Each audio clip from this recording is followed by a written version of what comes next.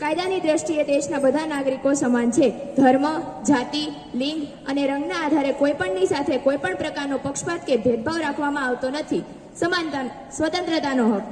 દેશના દરેક નાગરિકને પોતાના વિચારો અભિવ્યક્ત કરવાની સ્વતંત્રતા આપવામાં આવી છે. શોષણ સામે વિરોધનો હક.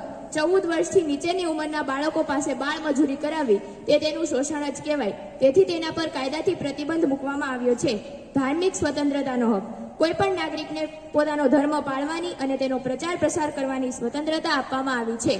સાંસ્કૃતિક અને શૈક્ષણિક હક. કોઈ પણ નાગરિકને પોતાની ભાષા, બોલી, પ્રણાલિકાઓ, આદેશો, મૂલ્યો વગેરે ધરાવવાની, જાળવી રાખવાની અને તેનો વિકાસ કરવાની સ્વતંત્રતા આપવામાં આવી છે. બંધારણીય ઇલાજોનો હક.